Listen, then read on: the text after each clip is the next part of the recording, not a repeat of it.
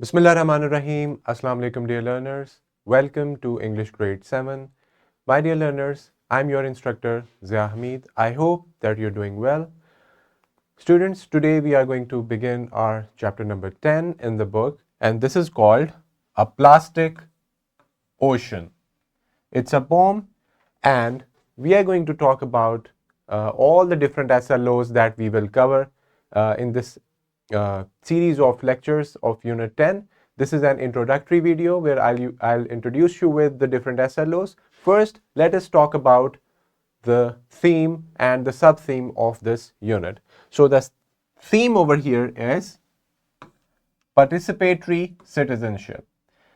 It means that as a citizen of a community, of a city, how should we participate in it positively? So this theme is very comprehensive and meaningful. The sub-theme that is about effects of littering, throwing trash in the ocean, in water, or on the streets. So effects of littering and damaging surroundings. Avoid using plastic bags, wall chalking, etc. So this theme and sub-theme is according to the curriculum. So the poem, which is the main text of this lesson, is about the harmful effects of littering in the ocean life, the sea life, the marine life can be affected badly if we do so. So the theme over here, if we review it, the theme is about being a responsible and caring member of your community.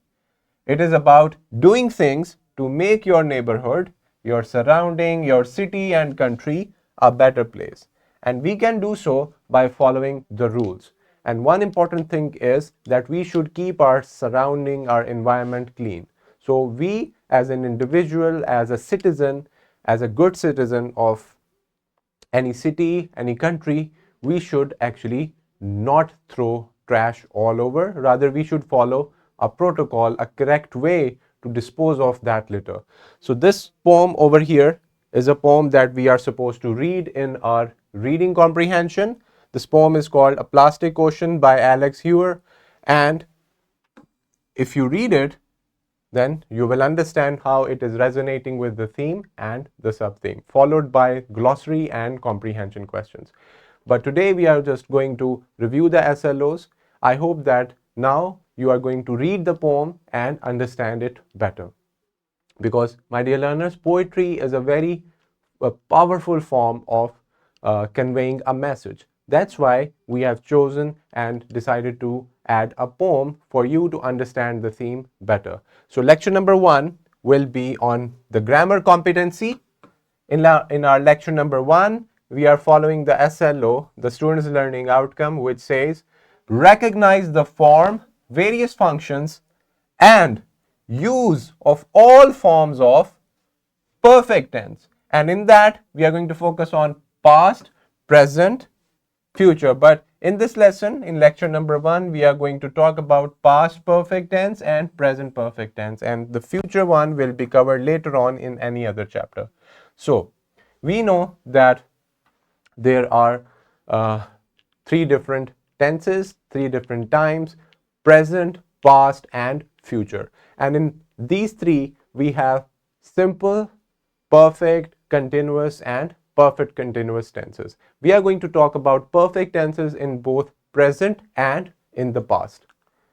Now, students, this is your part of the lesson. Over here in the grammar portion, you can see the lesson, present perfect tense, along with definition and examples, and then followed by some activities. So we will focus on that with additional information and more interesting learning, so that we can actually make the concept, we understand it better. In the next lecture, you are supposed to use verbs that differ in nuance. This is related to words, and we know words are coming in the vocabulary, they are related to vocabulary. Use verbs that differ in nuances. It means that we have so many different verbs, but they have a slightly different meaning. For example, in the example, we have look, peek, glance, stare, glare, scowl. All these are related to the verb of seeing something or looking at something. but they have different nuances. Nuances means slight differences. So all these verbs are related to your eyes, to seeing, but they have different nuances. For example, if you're looking something, if you are staring at something, means you're constantly looking at it. So if you are glancing at something, it means you're quickly looking at something in a very short way. So all these different verbs have different nuances and intensities, and this is what we are supposed to learn. And also adjectives that differ in intensity. In the same way, we have adjectives of explaining something, describing something, but with slight nuances and differences. For example, large, gigantic, big, enormous, all these are adjectives to describe a very big thing and a very huge thing, but they have different meanings, slightly different meanings. So we are going to focus on that, and also shades of meaning, that how meanings have different shades when we are actually using them in context. Next lecture, lecture number, yes, this is the part where you are going to talk about your shades of meaning. Next lecture is lecture number 3A, which is related to reading and critical thinking. We will discuss and evaluate how authors use language, including figures of speech like simile, metaphor, personification, hyperbole, and onomatopoeia, considering the impact on the reader. Now, students, we know at this point that there is a kind of a language that is full of made up things. They are figures of speech. They are not meant to be taken literally, but rather figuratively. So we know that for comparing, we use simile, metaphor, we personify things, and so on. All of these are called your figures of speech. So in that one, since we are talking about a poem in the main lesson, A Plastic Ocean, we will see that how figures of speech are used in the lesson or in the poem, and how the poet uses them.